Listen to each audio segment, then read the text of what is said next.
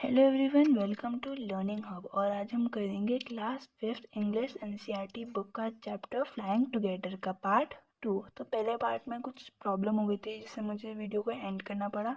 तो इस पार्ट में हम पूरा कंप्लीट करेंगे, ठीक है। तो हम कहाँ पे थे?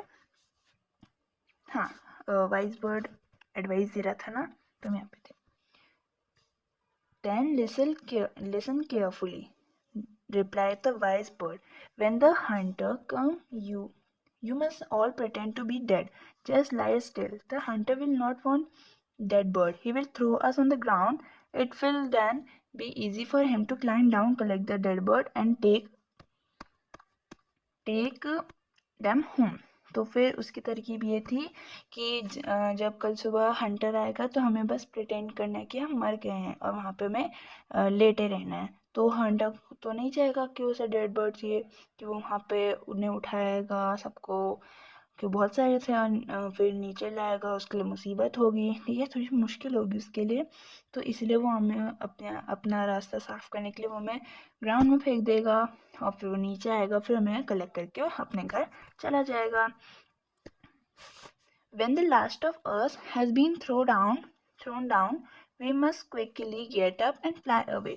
तो जैसे कि तो जब लास्ट वाला जब तक जो लास्ट वाला नीचे फेंका नहीं जाता तब तक हम वहाँ पे पड़े रहेंगे, ताकि उसे लगे कि हाँ ये सच्ची में मरे हैं, ठीक है। हम वहाँ पे पड़े रहेंगे और जैसे हम में से जो लास्ट वाला गिरेगा हम सब उड़ के सीधा भाग जाएंगे। In the morning, the hunter came to the tree and climbed up. He looked at the geese in the net. तो अगली सुबह हंटर आता है, पेड़ में चढ़ता है और देखता है कि गीस को नेट में देखता है। They are all dead, he muttered to himself. He threw them out of the net one by one. तो फिर उसने बोला कि अरे ये तो मर गए हैं, तो उसने अपने आप से बोला, ठीक है। और फिर उसने नेट सब में से एक एक को नेट से निकाल के नीचे फेंकता गया। द बर्ड ले still until the last one had been thrown down. तो वहाँ नीचे जो बर्ड्स हैं वो नीचे पड़े रहे जब तक उनमें से लास्ट वाला गिरता नहीं। Then all at once they got up, flapped their wings and flew away. तो जैसे ही लास्ट वाला फेंका गया तो वो सब वहाँ पे इंतज़ार करते गए, और जैसे वो फेंका गया मतलब वो गिरा तो सब उड़ गए, अपने मतलब पंखों को फड़फड़ाया और वहाँ से चल दिए। The hunter was taken by surprise. From the top of the tree he watched all the geese fly away. तो फिर हंटर को सरप्राइज हुआ कि हैं ये तो मरे नहीं थे। उसे लगा कि वो मर गए हैं, उसने सबको फेंक दिया। उसे लगेगा कि अरे इनने तो मुझे बेवकूफ़ बना दिया।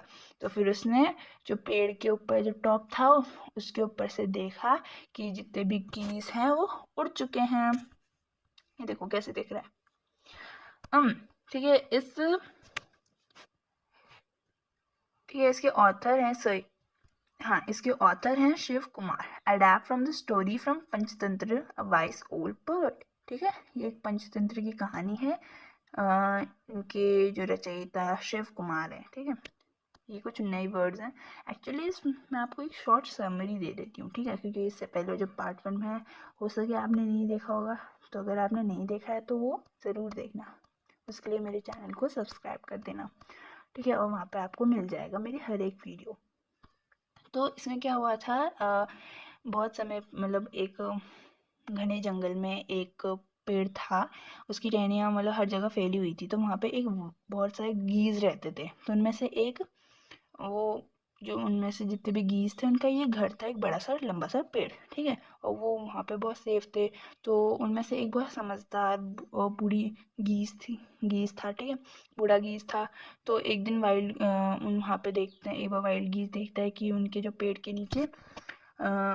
के नीचे एक छोटा सा क्रीपर है। तो फिर वो बोलता है कि इसे तोड़ देते हैं, लेकिन बाकी बोलते हैं इसे क्यों तोड़ना है, ठीक है। वो मतलब वो दिखाते हैं कि अभी नहीं बाद में कर लेंगे, लेकिन ऐसा कहते कहते वो क्रीपर बढ़ता गया और स्ट्रॉन्ग होता गया, ठीक है।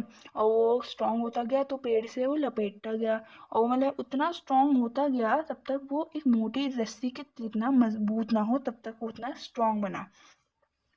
तो फिर एक दिन वो सब खाने की तलाश में जाते हैं, तो उस जंगल में हंटर आ जाता है।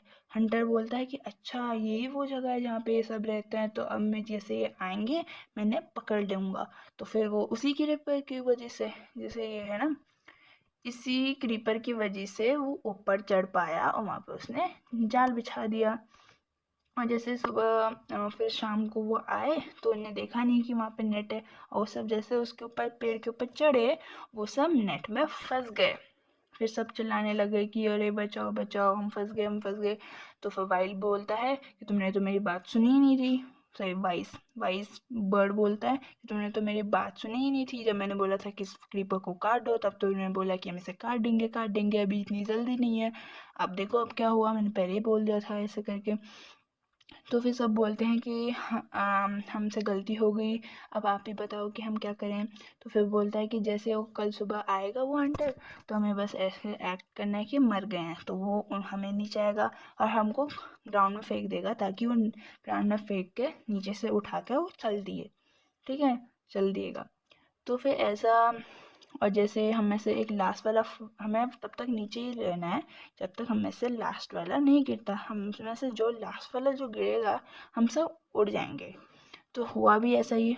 हंटर सुबह आया और उसने देखा कि अरे ये तो मरे हैं। उसने सारे सबको एक एक करके फेंका, और जब तक लास्ट वाला नहीं फेंका तब तक वो सब नीचे ही ज़मीन में थे। और जैसे लास्ट वाला फेंका सब उड़ गए, अपने पंखों को फड़फड़ाते हुए चले गए।